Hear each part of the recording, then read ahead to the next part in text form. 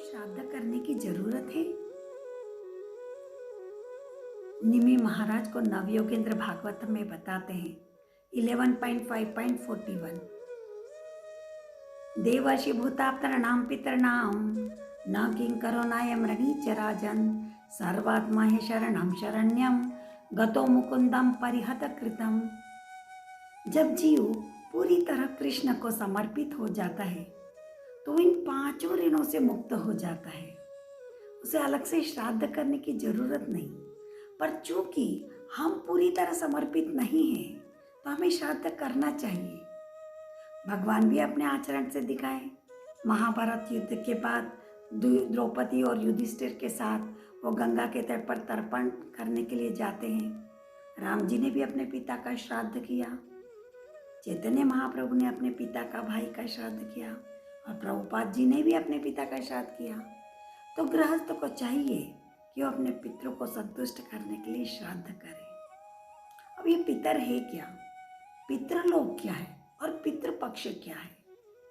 तो जब हमारे पेरेंट्स या हमारे माता पिता शरीर छोड़ देते हैं तो वे पितर कहलाते हैं। और पितृलोक वो प्लेस है जहाँ नेक्स्ट डेस्टिनेशन निर्धारित जब तक ना हो जाए उन्हें वहाँ वेट करना होता है। तो यह है पितृलोक। पितृपक्ष क्या है? तो क्योंकि पितृलोक में खाने पीने की व्यवस्था नहीं है, कोई सुविधा नहीं है, तो पितृपक्ष में वो फैसिलिटी दी जाती है ये 16 दिन कि आप अपने पेरेंट्स के लिए आप ग्रेटिट्यूड एक्सप्रेस कर सकें इन द फॉर्म ऑफ प्रसादम और चांटिंग करके, भागवतम रीडिंग करके। आप कहेंगे यहाँ हम भागवत पढ़ते हैं या यहाँ प्रसाद खिलाते, उनको कैसे मिलेगा? उन्होंने तो शरीर छोड़ दिया। तो भौतिक जगत में व्यवस्था है, आप इस यहाँ की बैंक में जमा करें और आप विदेश के बैंक से भी पैसा निकाल सकते हैं। तो आध्यात्मिक जगत में क्यों नहीं? आप इस लोक में कुछ जमा कर रहे हैं उनके निमित्त, तो वहाँ जाके वो इन्वेस्ट कर सकते हैं। प्रश्न है, यदि एक पिता के 2 पुत्र है तो क्या दोनों पुत्र को श्राद्ध करना चाहिए? तो दोनों पुत्र या तो साथ में श्राद्ध कर सकते हैं या अलग अलग भी कर सकते हैं। एक पुत्र कुछ खिला रहा है, दूसरा पुत्र कुछ खिला रहा है, तो पिताजी संतुष्ट ही होंगे ना। क्या बेटी श्राद्ध कर सकती है? बेटी अपने हस्बैंड के साथ मिलकर या बच्चे के साथ जरूर माता पिता का श्राद्ध कर सकती है। श्राद्ध करने की विधि क्या है? विधि है या तो योग्य पुजारी को बुलाइए या फिर बहुत सरल सी विधि है। क्या करना है, आप अपने घर में भगवान की सेवा करते हैं, उनको भोग चढ़ाइए और वो प्रसाद आप भक्तों में डिस्ट्रीब्यूट कर दीजिए। दूसरा गाय को खिला दीजिए और तीसरा कौवे को खिला दीजिए। कौवे को क्यों?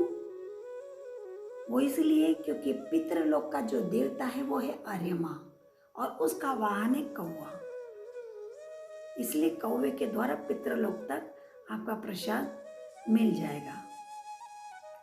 फिर प्रश्न है, क्या यदि कोई श्राद्ध में हमें आमंत्रित करता है तो हमें जाकर खाना चाहिए या नहीं खाना चाहिए? यदि वो प्रसाद है, वो प्रसाद खिला रहा तो जरूर हम खा सकते हैं। नेक्स्ट प्रश्न है कि श्राद्ध कब तक करें? या इसके साथ ही एक और प्रश्न है कि क्या एक बार गया में श्राद्ध कर दिया तो उसके बाद श्राद्ध करने की जरूरत नहीं? श्राद्ध कंटिन्यू करना चाहिए क्योंकि हमें नहीं पता कि हमारे पितर की मुक्ति हुई है या नहीं हुई है। इवन गया में श्राद्ध करने के बाद भी कंटिन्यू करना चाहिए। वो इसलिए क्योंकि भागवतम में धुंधकारी और गोकर्ण की स्टोरी आती है। गोकर्ण ने धुंधकारी का श्राद्ध गया में जाकर किया, फिर भी मुक्ति नहीं हुई। फिर भागवतम सुनने से उसकी मुक्ति हुई। तो श्राद्ध के दिन प्रसाद खिलाने के साथ साथ भागवतम पढ़ी जाए, बोली जाए, सुनी जाए, सुनाई जाए, डिस्ट्रीब्यूट की जाए, नाम जप किया जाए, कीर्तन किया जाए। जो जीव जो पितरलोक में है उसके निमित्त भगवद गीता डिस्ट्रीब्यूट की जाए। ऐसा सब करने से उसे मुक्ति में मदद मिलेगी। हरे कृष्ण।